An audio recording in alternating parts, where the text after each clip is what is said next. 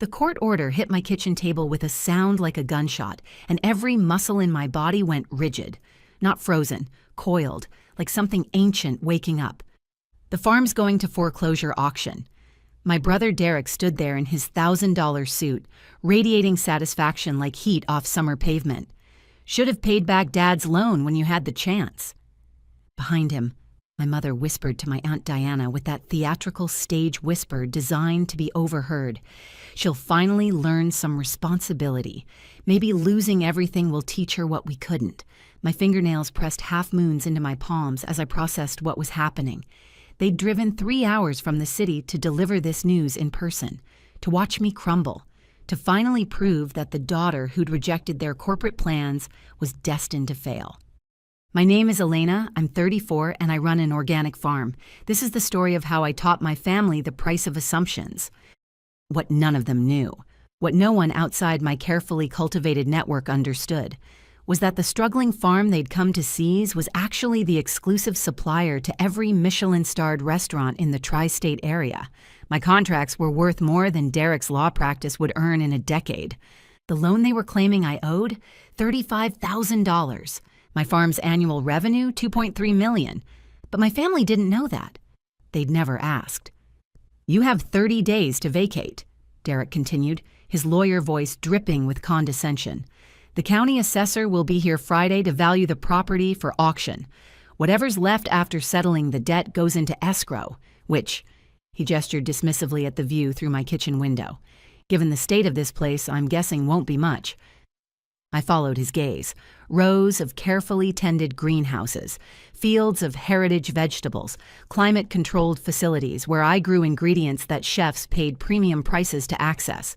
To Derek, it just looked like dirt and plastic. "I never agreed to any loan," I said quietly. "Dad's estate records say otherwise. He lent you $35,000 for startup costs 6 years ago. Interest has been accruing. You owe the estate $47,000 now, and since Mom is the executor, she's authorized me to collect." I looked at my mother. "Mom, Dad gave me that money as a gift. He said he wanted to invest in my dream. There was no loan agreement." "Your father was too soft on you." She wouldn't meet my eyes. "He enabled your foolishness. I'm correcting that mistake. By stealing my farm? By teaching you consequences." She finally looked at me, her expression that familiar mixture of contempt and disappointment I'd known my entire life. "You chose to play in the dirt instead of building a real career. You rejected every opportunity Derek and I offered. Now you'll see what happens when fantasy meets reality." I could have ended it right there. I could have pulled out contracts, financial statements, testimonials from chefs who flew in from other states just to see my operation. I could have shown them exactly how wrong they were, but I didn't, because I'd learned long ago that my family didn't respond to words. They only understood proof, undeniable, public, impossible to dismiss proof, and I was about to give them exactly that. "The assessor comes Friday," I asked. "Friday morning, 9 a.m. Derek looked smug. "I'll be here to ensure the process goes smoothly." "Fine, I'll see you Friday." They left, convinced they'd won. Over the next 3 days, I prepared, not by hiding anything, by making sure everything was visible. I organized my contract files. I cleaned the processing facilities. I called my biggest clients and casually mentioned that a county assessor would be touring the operation. Several offered to send letters of support. One, the executive chef at the Green Fork in Manhattan, asked if he could be there in person. "Just in case anyone needs to understand what you've built," he said. I told him that wouldn't be necessary, but I appreciated the backup. Friday morning arrived crisp and clear. Perfect weather for the destruction of my family's delusions. Derek showed up at 8:30, overdressed in a suit that looked absurd on a working farm. My mother came with him, wearing an expression of anticipatory satisfaction. They'd brought Aunt Diana, too, probably as a witness to my humiliation. At 9 a.m. sharp, a county vehicle pulled up the driveway.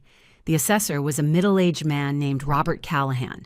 He emerged from his car with a clipboard, a camera, and the methodical demeanor of someone who'd valued thousands of properties. "Miss Montoya, I'm here for the court-ordered assessment." "Of course, please, look at anything you need." Derek inserted himself immediately. The property is approximately 40 acres, original farmhouse, some outbuildings, basic irrigation infrastructure. I've done preliminary research.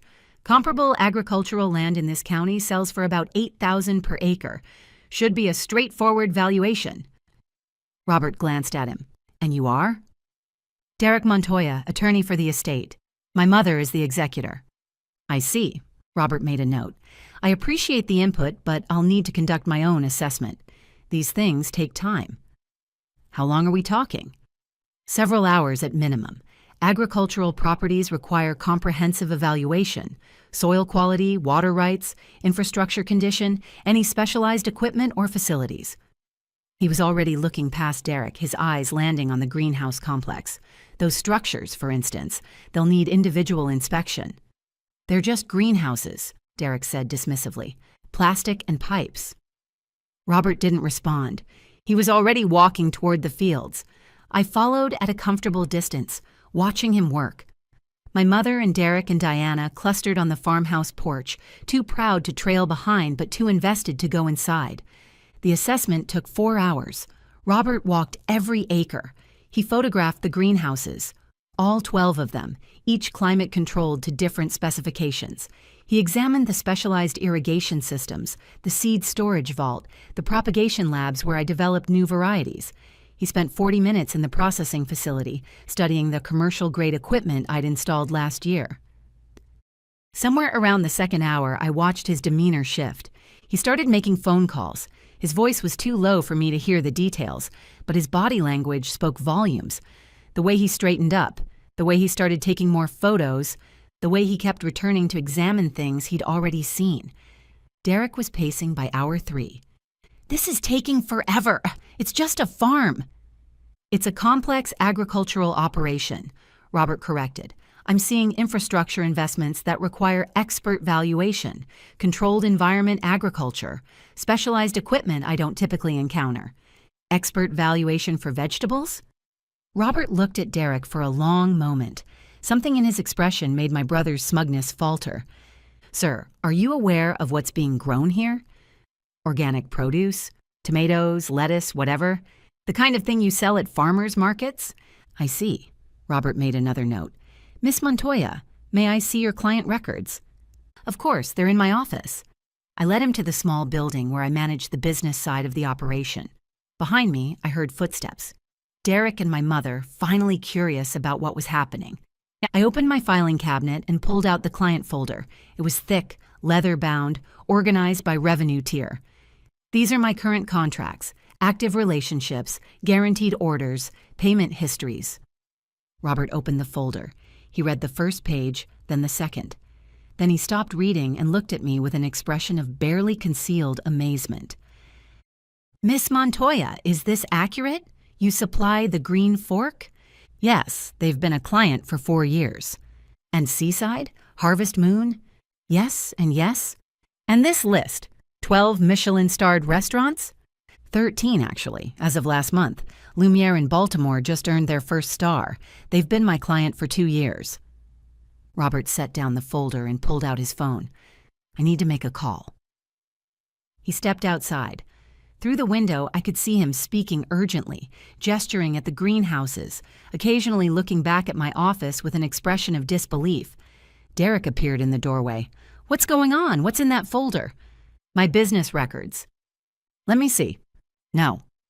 I'm the attorney for the estate. You're the attorney attempting to seize my property based on a fraudulent debt claim. You're not entitled to inspect my private business documents. Fraudulent? There's a loan. There was a gift from our father, who specifically told me it was an investment in my dream, not a loan. You manufactured this entire claim because Mom wants to punish me for not living the life she chose for me. My mother appeared behind Derek. That money was part of the estate. We have every right. You have no rights to anything of mine. I kept my voice steady. And in about 5 minutes, you're going to realize exactly how badly you've miscalculated. Robert returned. His face was flushed. Miss Montoya, I've contacted my supervisor. We're going to need additional time to complete this assessment. The property value is significantly higher than the initial estimate. How much higher? Derek demanded. Robert looked at him, then at my mother, then at me. Sir, this isn't a struggling farm. Miss Montoya is supplying premium organic produce to every Michelin-starred restaurant in the tri-state area. Her contracts alone are worth. He consulted his notes. Her annual revenue exceeds $2 million. Her client relationships, proprietary seed stocks, and specialized infrastructure add substantial value beyond the land itself. The room went dead silent. I've been doing this job for 23 years, Robert continued.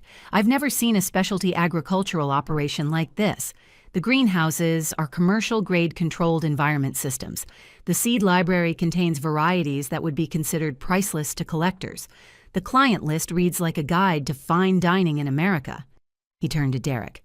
Who told you this was a failing farm? Because whoever provided that information was either lying or profoundly ignorant. Derek looked at my mother. My mother looked at the floor.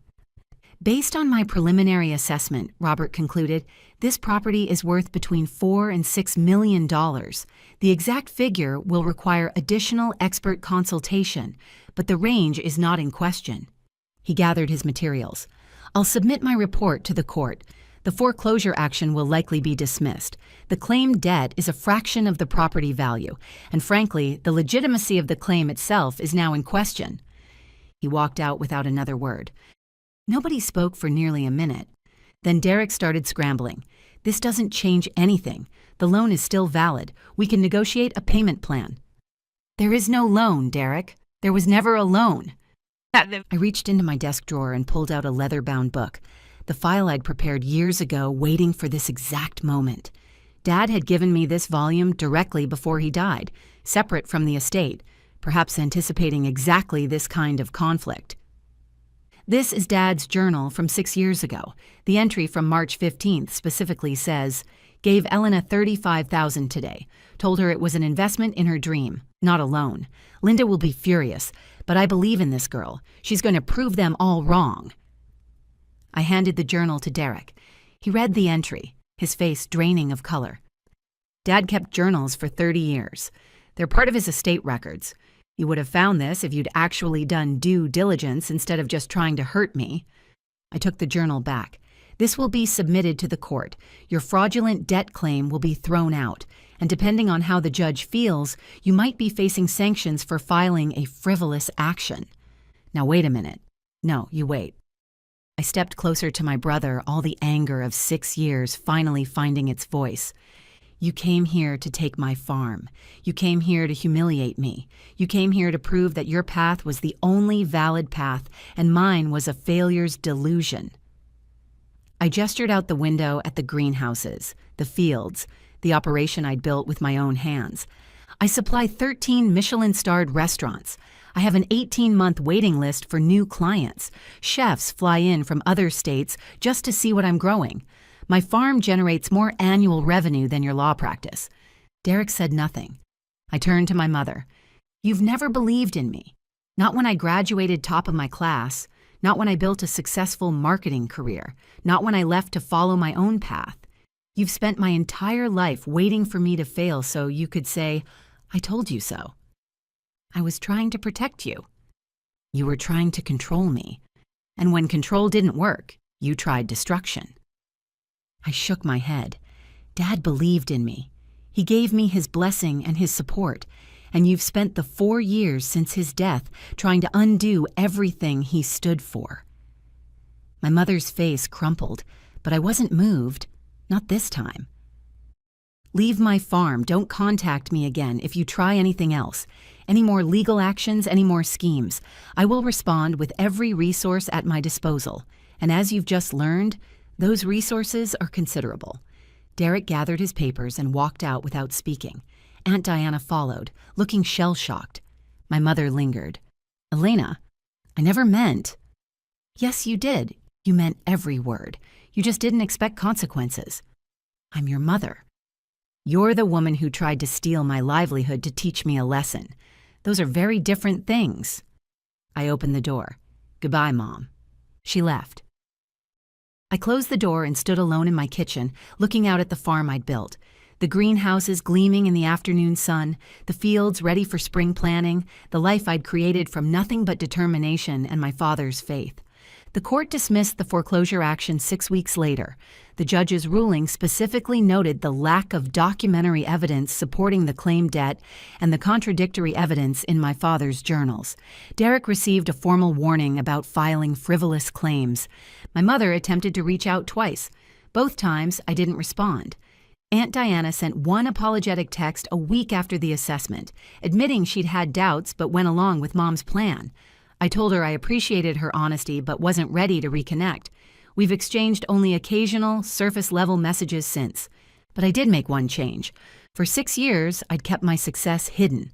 Privacy over recognition, discretion over visibility. I'd let my family believe I was failing because their opinion seemed irrelevant to my actual life. Now I saw the cost of that silence. I hired a publicist. I agreed to interviews. I let food magazines photograph my greenhouses and profile my operation. When the New York Times food section called about a feature on farm-to-table sourcing, I said yes. The article ran 3 months later. Photos of my fields, quotes from Michelin-starred chefs, a detailed account of how I'd built a multi-million-dollar agricultural business from scratch. The headline, "The Hidden Queen of High-End Produce." I sent a copy to my mother. Not to gloat, not for revenge, but so that the next time she told someone her daughter was a failure, they could Google me and discover the truth for themselves. Last week, I received a letter from Derek. "Elena, I owe you an apology. Not a legal apology. My attorney has advised against that, but a personal one. I believed what Mom told me. I never questioned it. I never visited the farm, never asked about your business, never gave you the benefit of the doubt I would have extended to any stranger. That's on me. I don't expect forgiveness, but I wanted you to know that I see what you've built, and I'm genuinely impressed. Dad was right about you. I wish I'd realized it sooner. Your brother, whether you want me or not. Derek." I read the letter twice. Then I wrote back. "Hey, Derek, you tried to take my farm. You sided with Mom without question. You came to my property to watch me fail, but you also just admitted you were wrong, something Mom still hasn't done. I'm not ready to forgive you, but I'm open to watching you earn it. If you want to rebuild a relationship, you're going to have to put in the work. No shortcuts, no assumptions. Start by visiting the farm. Actually see what I've built. Meet the people who work here. Understand why this matters to me. Then we'll talk. Your sister, whether you deserve me or not. Elena." They called my farm failing. They tried to seize it for $47,000. The county assessor found a $6 million agricultural operation, supplying the finest restaurants in America. My father believed in me when no one else did. Now the whole world knows he was right. Before you go, here's a quick bonus for sticking around. If you love learning and growing like I do, you need to try audiobooks. I've got an exclusive deal with Audible. Your first month is completely free. That's access to over 500,000 titles. Zero cost to you. All the details are waiting in the description. Don't miss this one.